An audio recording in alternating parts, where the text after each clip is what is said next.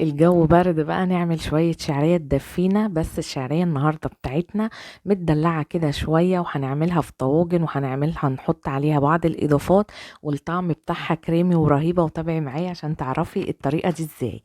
أول حاجة هنا في حلة على النار فيها معلقة من السمنة، طبعا هتسخن. وبعد كده هننزل بكوباية من الشعرية، ومع التقليب المستمر لحد كده ما الشعرية هتبتدي تدخل في اللون الذهبي، وتبقى موطية النار عليها.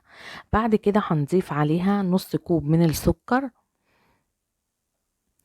وهبتدي برضو هقلبها لحد ما هتدينا اللون اللي انتوا هتشوفوه كده ده.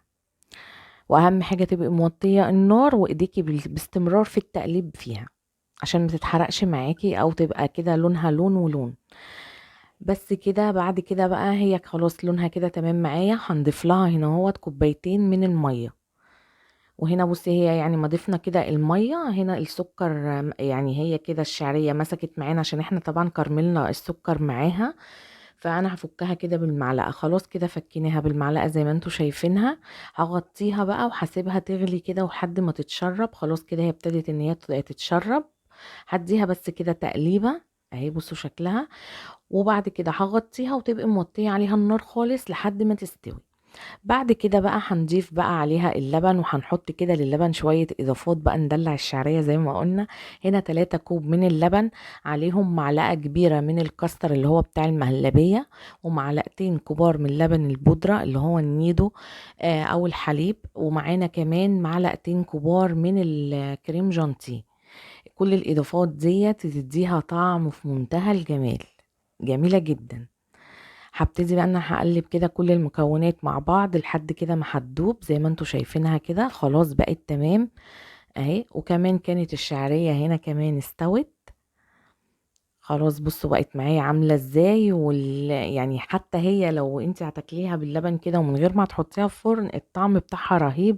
لما كرملنا معاها كده السكر عطت طعم حلو. هبتدي بقى كده ان انا هضيف المكونات، اللبن والمكونات اللي حطيناها عليها اهي، وهقلبها بقى كده زي ما انتوا كده شايفينها. وهسيبها بقى ان هي ايه تبتدي كده تاخد لها ايه، يعني يدوب غلوة واحدة بس زي ما انتوا شايفين كده، ابتدت غلت لها غلوة واحدة اهي. هبتدي ان انا هضيف مكعب من الشوكولاتة البيضة، برضو بتديها طعم حلو. انتوا حابين تعملوا كل الاضافات اللي انا حطيتها حطوها، مش حابين مفيش اي مشكلة، بيدوب استكفي باللبن وخلاص، مفيش حاجة، مفيش مشكلة يعني عادي. بس كل الاضافات ديت عطت لها طعم جميل. وبعد كده بقى في الاخر كده ضفت عليها رشة كده بس ايه من الفانيليا، ممكن فانيليا سايلة زي ما انا حطيتها، وممكن فانيليا باودر. كده هنا انا بس بقلبها ايه الشوكولاتة بس ان هي تسيح فيها خلاص. كده بقت تمام معايا وغلت كده زي ما انتوا شايفينها. هطفي بقى عليها النار. وهنا برضو انا حبيت في الاخر ان انا اضيف لها بقى ايه، هنا زبيب وجوز هند، حابة تحطي اي مكسرات عندك دي فيها، مفيش برضو اي مشكلة. مفيش عندك اي حاجة، مفيش برضو مشكلة، ما تضيفيش حاجة.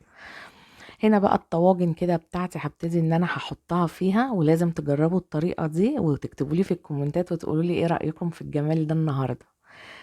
طبعا دي طريقة حلوة وجديدة قوي لطريقة الشعرية. هبتدي بقى انا هضيفها كده هو على زي ما انتوا شايفين هنا كده في الطواجن. اخر حاجة بقى هضيفها عليها، هنا انا كان عندي القشطة بتاعت وش اللبن او اي قشطة عندك.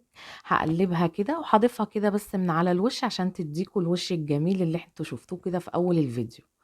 هضيف بقى على كل كده الطواجن بتاعتي القشطة اللي هي وش اللبن. المكونات يعني تعتبر بسيطة وما فيهاش اي حاجة، بس ما عندكيش اي حاجة يعني من دي ما فيش مشكلة، تعمليها باللبن بس برضو هتبقى تحفة. هاخدها كده بقى على الفرن. بس اول حاجة هنرش على الوش كده رشة من السكر البودرة، علشان تديكي عشان وش القشطة كده من على من فوق يحمر معايا. كده انا هدخلها على الفرن على الشبكة، وهشغل شواية بس مش هشغل فرن ولا اي حاجة، يا دوب تاخد اللون الجميل اللي انتوا بقى ايه شايفينه ده. ايه رأيكم بقى في الجمال ده؟ بصوا بقى دلوقتي هناخد كده معلقة مع بعض وهتشوفوها من جوه حتى بعد ما بردت. يعني انا هوريها لكم دلوقتي وهي سخنة، وبرده لما بردت برده كريمية من جوه، واللبن باين فيها وتحفة، ما فيهاش اي حاجة ولا عجنت من جوه ولا حصل فيها اي حاجة. ولا اللبن مسك فيها. بصوا بقى الجمال بتاعها من جوه عامله ازاي.